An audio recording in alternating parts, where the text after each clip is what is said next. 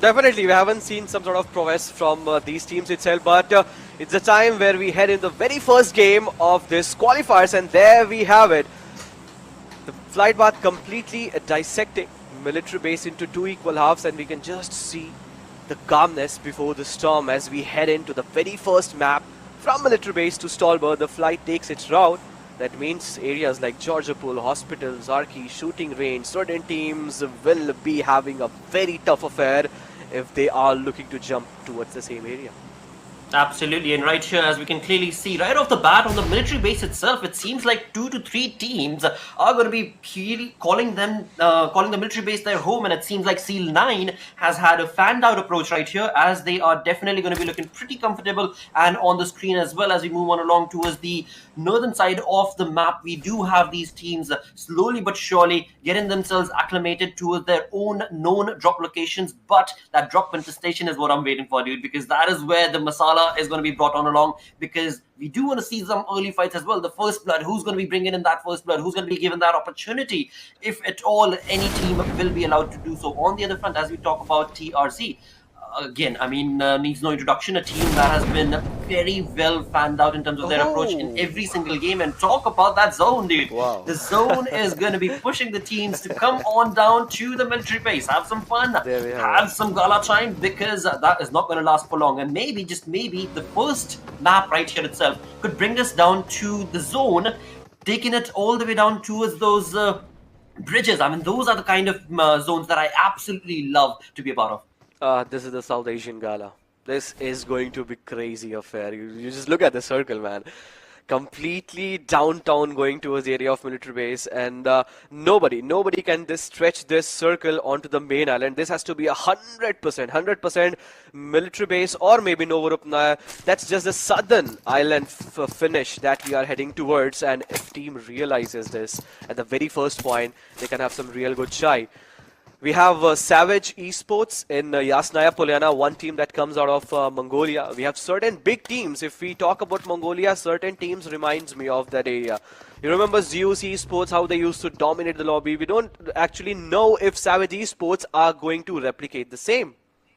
Well, we shall have to see. We shall have to see. And talk about early contestations, it seems like we do have Paradox's Ego not having a good fun time right now, because it is going to be Gunner from the side of Janmara who's going to be pushing on to try and get that point confirmed for himself. And as far as his teammates are concerned, I don't see his teammates, but he definitely has a really good pull into this fight. And it is going to be a first blood situation where Ego definitely is not going to be well equipped for this fight. And eventually he will be brought down to his knees. And it is going to be Gunner who seems to be getting that first blood in the game right off the bat in the first 3 minutes itself. It is going to be Janmara's Gunner taking that first blood, taking that first point, but now G1 from Paradox is going to be trying to push on along, and it is going to be the health that is not going to be favoring Gunner, because Gunner is down to 40% health, but G1 has taken that revenge right off the bat, and it is going to be a GG approach being showcased from Paradox as well as Janmara right here. No, definitely. The event trades brought down, and one finish, G1 one finish onto already his name. 2 casualty just out of the lobby, and we started things off with 64 players, but we really didn't expect that collision. We expected collision to happen, but didn't really expect that on the rocks of Prison it will actually rot, but that is what it is at the end of the day. 1 player each, and this time Paradox is looking a different team altogether, isn't it? That is true. That is definitely true. I mean, even though Ego did not have a fun time as they jumped on down towards the prison area, but Janmara's approach also was pretty decent, I would say, because he just went on towards that aggressive stance, and that is something that we discussed earlier as well, right? From the side of Janmara, the team is known to be an aggressive stance playing team, and that is exactly what they've showcased. On the other front, as we move on down towards the military base, it is going to be Seal 9. Saki taking some amazing shots, bringing down the players, bringing in those points for his team, but till now, the finish has not been confirmed. The elimination has not been confirmed, but Zaki's information, or rather his position, has certainly been given away. So he's probably going to be backing out of this fight, but let's see what his teammates are going to be doing, because he does have his teammates, if you look to the mini-map, onto his right-hand side as well. So that flank angle can very well help out the side of S9 right here in this fight. This is definitely a very good approach from C9 Esports. Just on the clock, if you just see 4 minutes and 23 seconds, the C9 Esports got a knock on the Elementrix players, and it seemed like the moment They also Yeah, had one fight in the areas of Bridge, but for the moment it's not only that's the just last. Para, it's also Jian Mara coming up into the fight. So Nepali teams out of all sudden, and then we have seen the sort of aggression that we have just talked about. They are coming up into the fight, but not rightly on the right side of the kill feed, and there we have it, Paradox getting one more on the name and G1 adding the second to his name. A very optimistic start, Paradox, that we were looking for, that we were also talking about, and I guess they will be at the end of 15 matches in the top 8. Well, definitely could be the case, but again, we shall have to see if this sort of play being showcased from the side of Paradox is going to be retaliated from any other team or not. And right here, we do have Elementrix, who a couple of minutes ago were in the process of S9, but now they seems to have gotten away from that position, and definitely still do have all 4 players alive. But for how long is going to be the conversation against the side of Elementrix? Right here, we do have Liquid down to almost 30% HP. On the other side, we do have Sus, who is going to be moving away from that position on the bridge and trying to get back to his teammates.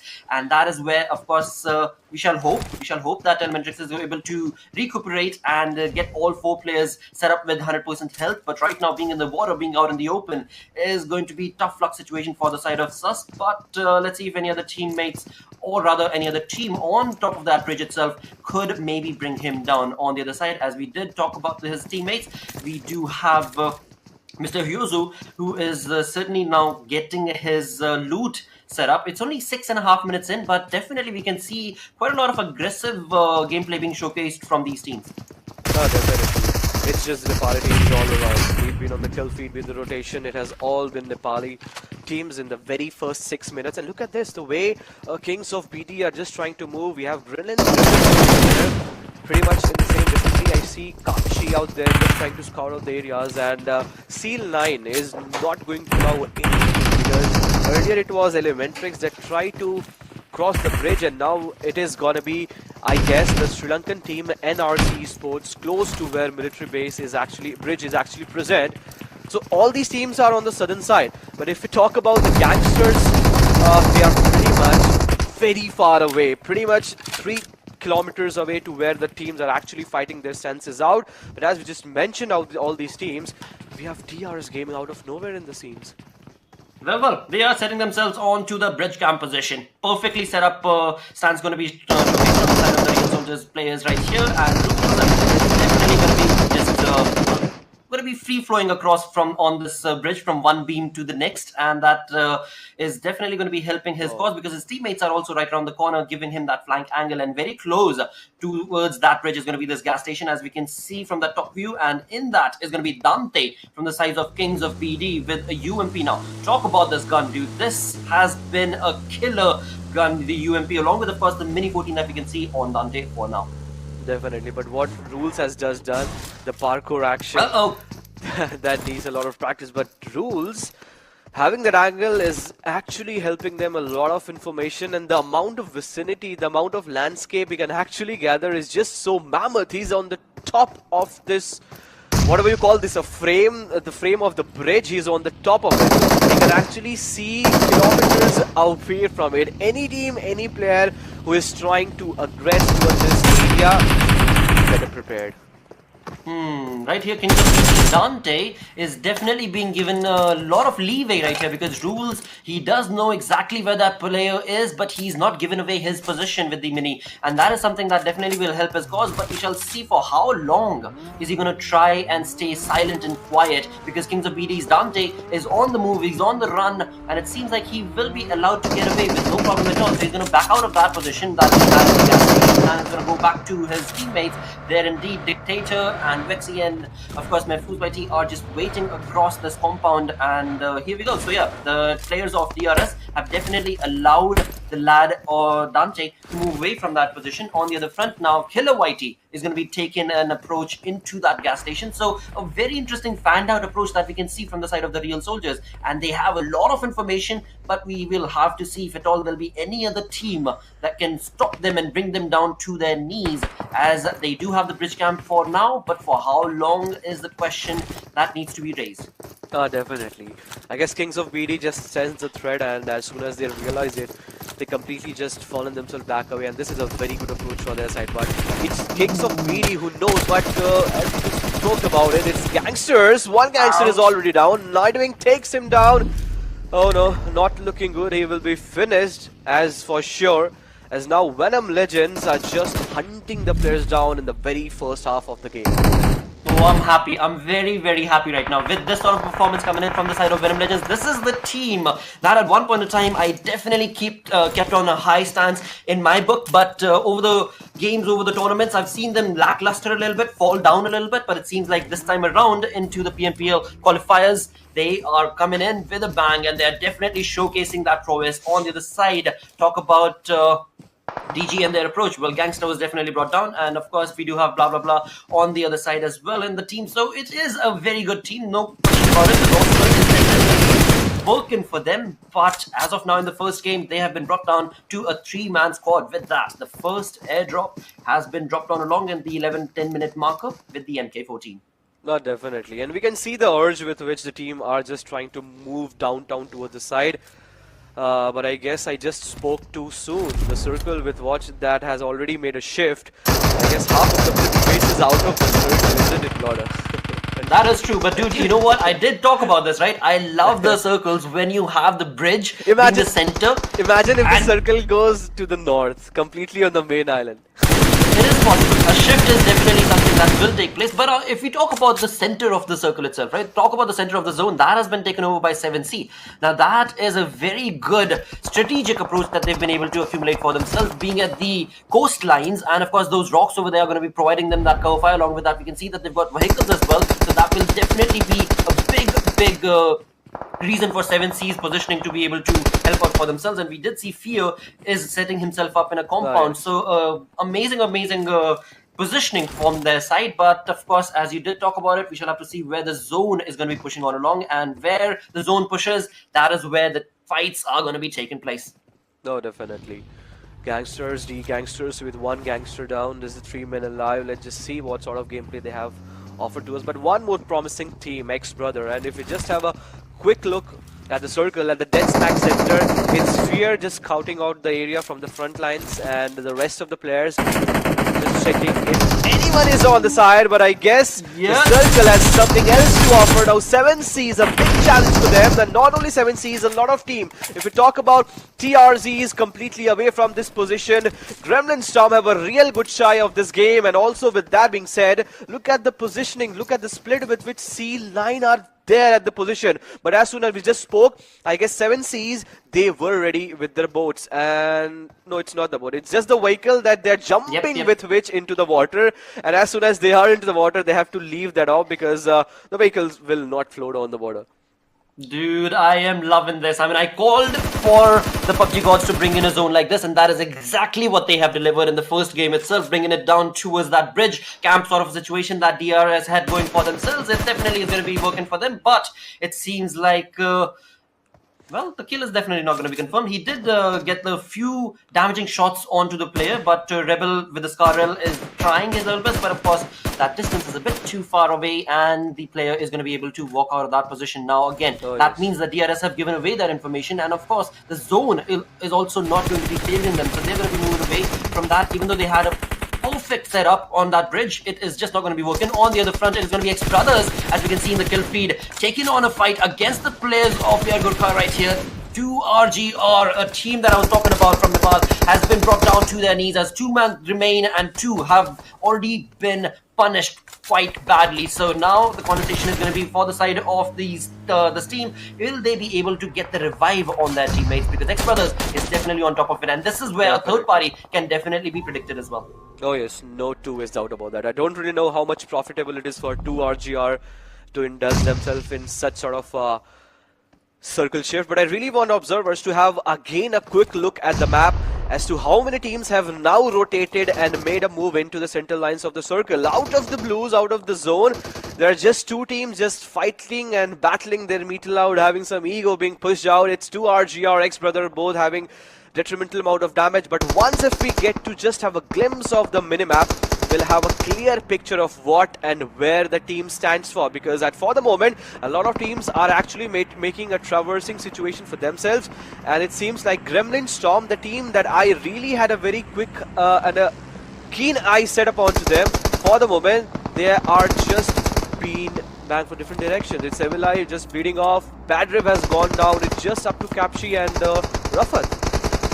Absolutely, and again, now I do want to take the viewers' attention towards 7C's positioning. Right, we did see them on towards the northern side of the map right now. They were of the just zone, ready. But now, exactly, but now they've were re-collaborated themselves, and they are going to find themselves onto the military base once again in the center of the zone. So that is definitely going to be working for them. On the other front, as we talk about that exact same position that we see 7C at, now it is going to be NRC's players who are going to be taking down TRZ one by one. But both these teams now have to cross, get into the water, and go all the way out towards the military zone itself. And that is where things are going to get trickier, because there are so many teams, as we see on the mini map as well, who are stuck onto the northern island, and they are going to have to get into the water. There is no way at all that the teams on the military base are going to allow that to happen easily. That is. And definitely, before that happens, there are already 3 teams pretty much close to where the shorelines are. It's TRZ, we have NRC, and also one team with the backlines. So it is going to be 3-sided affair, and in between TRZ having completely sandwiched from one side from NRC and from different directions. Not looking good for them as for the moment. It's also Venom Legend.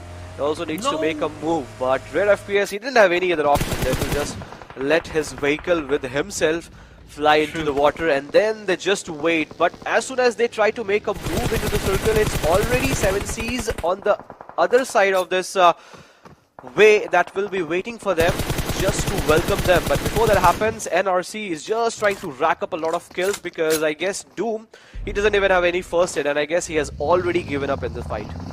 Absolutely, and the third team that you were talking about right on the coastline right here is going to be the side of Venom Legends, and this is something that I wanted to touch upon for the side of NRC as well as TRZ. It is going to be a conversation about which team tends to hold on to the coastline more. As soon as you're in the water, you're a dead fish.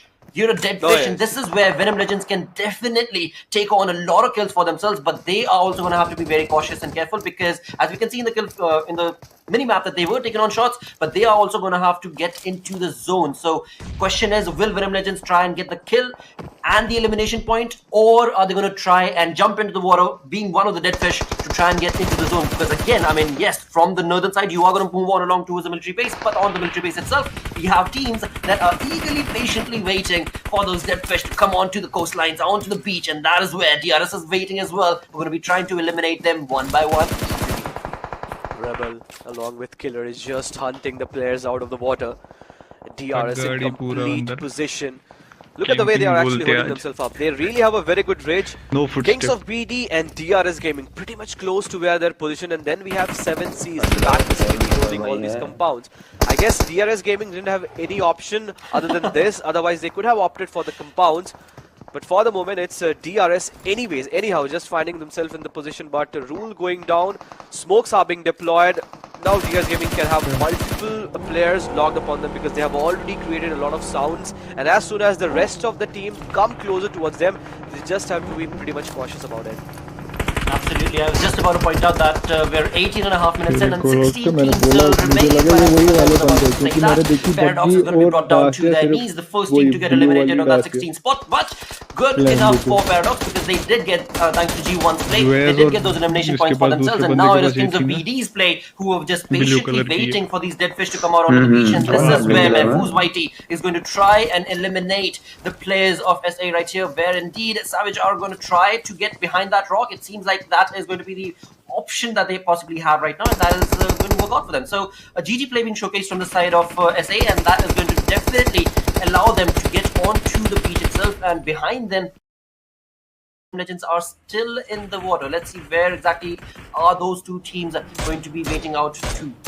The Rules finally connect some shots on Gremlin Storm. So Gremlin Storm, they were already onto this island. If you remember, they dropped onto the area of Novorupnoy, and the place at where now the fight is actually panning out, that was just, I guess, 700 to 800 meters far away. And now it has been already dominated by a team that jumped onto the northern side of the map. But in between, we can get to see Savage Esports player has anyhow managed to make a move onto the island. I guess it was just the mercy by which they just survived. Else Mahfouz, along with the rest of the players coming in from the sides of Kings of BD, they wouldn't have let them survive for any moment. But it is what it is at the point of the moment. We have also seen 9 joining him to the fight. We just have 2 teams that have been kicked out of the lobby. That has been Paradox and Kings of BD. The rest, a lot of teams relies on their at least 2 to 3 players. Dude, Elementrix is definitely playing their A game right now. They've been able to bring down Seal9 easily, one by one by one. S9 players going down and no retaliation being showcased from their side because Elementrix is definitely on top of it. Along with that, we did just see that DRS from far, far away were also taking on a few shots towards the players of S9. So definitely, even though S9 had a really good position and the drop that they had on the military base was working in their favor, it seems like they will not be allowed to take on points for themselves. On the other front, as we did just see right here on this exact same playing ground, there were Kings of BD's players. Mehfooz YT was trying to hold the fort against the players of SA, but not going to be allowed for long because Kings of BD were eliminated. SA had their revenge. All the players were able to get onto the coastlines, onto the beach now, and now Savage Esports, this is where the moment and the glory for them is going to be showcased because they are all 4 players alive, 6 eliminations for themselves, and look at the dead fish waiting. The points waiting for the side of Savage. 2 Mongolian teams going up against 6 defeats already under the name of Savage Esports. How many more they can rack up? That's the question. That's the question of the hour. They have multiple fishes. They just need one big net and just carve out all these players out of the body. But I was really interested to see what sort of fight Savage Esports has to offer to DRS Gaming because just in their neighborby vicinity we can get to see we have DRS Gaming. But before that happens, it's not only Savage Esports, it's also Elementrix that is getting a lot of bonus points. It is also getting a lot of elimination points out of all these players and they are just pretty much helpless. This is going to be quite a chaotic finish to the first game right here at PMPL qualifiers because again you talk about the amount of players, the amount of teams. They've got 12 teams, 34 players alive and so many of them are just in the water and that's not anything working for them, yes, but on the other front, as you talk about the teams that are on the coastlines as well, these teams are also going to have to be really careful because there are 3 to 4 teams right next to Elementrix right here who are also going to be taking on the shots towards the players of Elementrix. But look at Inkus right here, he is not deterred, he wants those points for himself. With a Scarl, he's definitely trying to push on his luck. 7 eliminations for the side of Elementrix. I mean, GG play being showcased from the side of this team. And now if we look onto the kill feed, there are just players that is from the side of DRS that are going to push on along against the players of Elementrix. This is the fight that I was talking about. Savage Esports going up against DRS. 1 great blows of 2 players, Rebel and Delta going down. Within the blink of an eye, seems like DRS has been completely torn apart. There we have it. The fight that we all preempted for a so long time has been just wiped in few seconds. That is it was the a same savage team? Grenade. That was a Just savage grenade. living Amazing. up to their name, Savage Esports. Remember this name. Wow, Now what we a have game. 2 teams. Right, we've got only 2 teams on the beach. No, in fact, correction, 3 teams. We've got 7C as well in the battle. We've got Savage on towards the right-hand side flank. And of course, we do, of course, have Elementrix as well. But now the question is going to be, will 7C try and retaliate? Because again, when we talk about 7C, they had a really good position in the zone, in the circle. But as the game progressed along, we look on towards those points. The points are not working for their side because Savage is just racking up those elimination points for themselves. 12 elimination for the side of this team, and the game is still not done. And you talk about dead fish in the sea, dude. No. We've got 1, 2, 3, 4, 5, 6. You keep counting. 6 teams. We've got 6 teams in the water keep right counting. now. This is just. Oh wow. This is the very first game. This is the very first game of the South Asia qualifiers, and with that being said, it's 2 RGR bidding goodbye to this lobby, just down with the 8 teams, 22 players alive.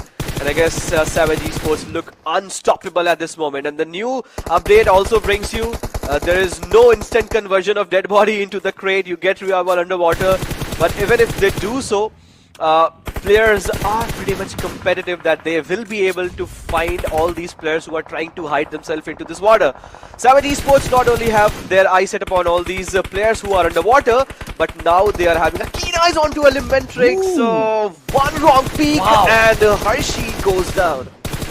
Well, definitely what a play being showcased from the side of Hershey, because indeed he did have 8 elimination points for himself, but as soon as he moved away behind that crate to try and take on the fight, he was the player of the it was IISL who were just absolutely able to pincer him down and take on that miraculous point for himself. But again, we still do have 3 players remaining from the side of Savage Esports. 17 eliminations for the side of this team. 17 players alive in total. 7C have completely been pincered down. Hustler playing a really good standout approach right here in this fight, where he does have the cover of that tree. Along with that, of course, he has the position of 7C as well. But as soon as that smoke is dissipating, his position might be given away. On the other front, we talk about 7C. They have that car, that McLaren, that's going to be definitely providing them that cover fire. But for how long? Because TRZ is also in the vicinity. I would still say Savage Esports has a better position than what 7Cs are having. Oh, at the definitely.